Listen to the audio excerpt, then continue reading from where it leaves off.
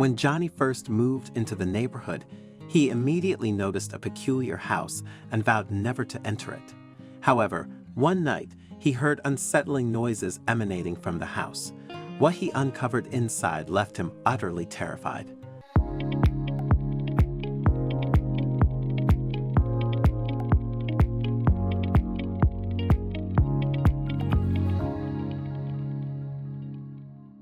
Johnny had settled into a cozy neighborhood on Elm Street, chosen for its proximity to his work. His life was comfortably routine, filled with work, errands, and evenings watching TV. Yet, amidst this predictable existence, one peculiar thing always drew his attention: the strange house just a stone's throw away. This house stood out starkly from the well-maintained homes around it. Its white picket fence was old and falling apart, and its windows were perpetually dark.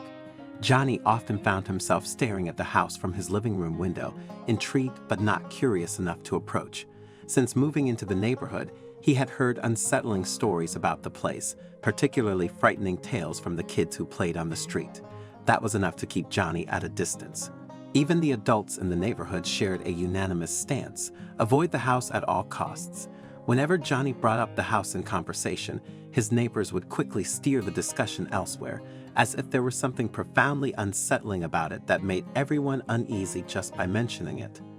What was even more troubling was that nature itself seemed to shy away from the strange house. The house always appeared dark, even during the sunniest days. What's more, Johnny noticed that dogs in the neighborhood, including his own loyal Labrador Maxwell, would bark fiercely at the house whenever they got close to it. It was as if the animals sensed something deeply wrong with the house, something so wrong that it made their instincts go wild. Maxwell's behavior was especially strange.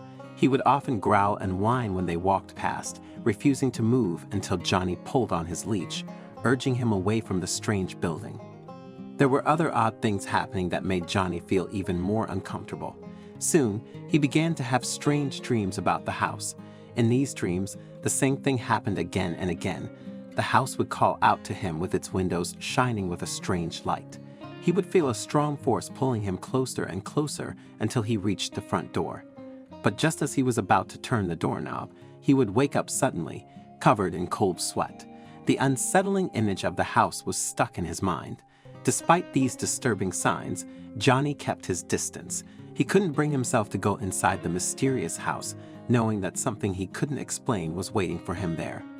One fateful night, however, the strange house demanded his attention in a way he could no longer ignore. He had come home from work, exhausted and eager to fall asleep, but as he lay in bed, his mind was restless. No matter how hard he tried, he couldn't fall asleep. As Johnny lay in bed tossing and turning, he heard it, the faintest sound, like a whisper in the wind. At first, he dismissed it as his imagination, a product of his restless mind, but the sound persisted, growing louder and more unsettling until it became like a disturbing chorus of whispers. Johnny's heart pounded in his chest as he sat up in bed, his ears straining to catch every word. What were the whispers saying? Unable to ignore it any longer, Johnny reluctantly got out of bed, determined to find out where these haunting sounds were coming from. He slipped on his slippers and went downstairs, following the whispers that seemed to draw him out of his house. As he approached the strange house, the whispers grew louder, echoing in his ears like a gathering of ghosts.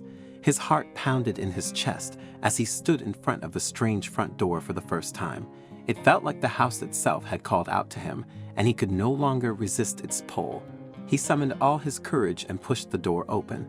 Inside, the house matched his expectations, dark, covered in cobwebs, and filled with an unspoken history. Dust had settled like a heavy blanket, and cobwebs clung to every corner.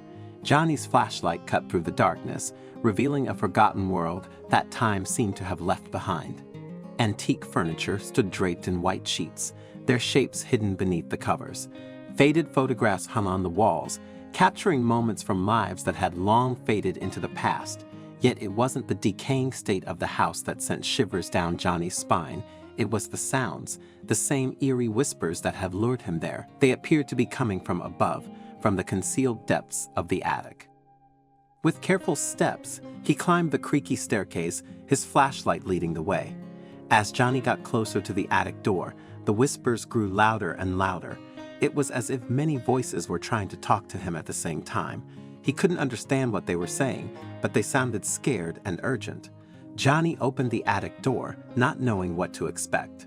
What Johnny saw in the attic scared the living daylights out of him. Truly, it was both surprising and terrifying. The attic was alive, but not with human life as he might have expected. The attic served as a haven, not for people or ghosts, but for a family of owls. Their large, gleaming eyes stared at him with curiosity as they blinked in response to the sudden light. Their feathers rustled, and it was clear that he had accidentally interrupted their territory. But the owls showed no fear of Johnny. They were the real owners of this forgotten house. Twigs, feathers, and even the remains of their prey were scattered across the attic, creating a creepy atmosphere. The air was solemn, as if this place had a deeper meaning for these mysterious birds. The strange whispers that had haunted Johnny turned out to be nothing more than the nightly chats of the owls. Johnny couldn't help but laugh nervously. There had been no evil forces at work at all. It had been the owls all along, their voices echoing through the night. He had let his imagination get the best of him and given in to his irrational fears. Yet as Johnny was about to leave the attic, a creepy feeling gripped him. It was as if someone, or rather something, was watching him, an eerie presence that he couldn't ignore. The owls, which had been whispering to themselves, fell silent, their eyes fixed on a hidden spot in the attic. Johnny's heart raced as he cautiously moved toward the source of the owl's attention. In the dim light, he saw an old, worn wooden chair facing an open skylight. Seated in the chair was a figure that made his blood run cold. As Johnny turned his flashlight on the figure, what he saw was terrifying. There was someone seated on the chair, except that it was not a living person. It was a mummy, a dried-up corpse preserved by time. The mummy had once been a living, breathing person. Johnny was terrified as the realization hit him. He had stumbled upon a long-hidden secret. The mummy had been resting in this attic, guarded by the whispering owls for many years. Johnny knew he had to call the police. The creepy house, which had been a source of fear and unease for so long, now held a chilling secret that couldn't stay hidden. He carefully climbed down the attic stairs, leaving the owls in their mysterious sanctuary. The police arrived soon after Johnny's anxious call, their faces showing a mix of disbelief and curiosity as they examined the mummy. They confirmed that it was indeed the remains of a woman who had died long ago. It was as if she had vanished without anyone noticing, her existence fading away from the town's memory. Further investigation identified the woman as the previous owner of the house, an elderly woman who had passed away without anyone realizing it. She had no living family members and had died quietly and peacefully alone.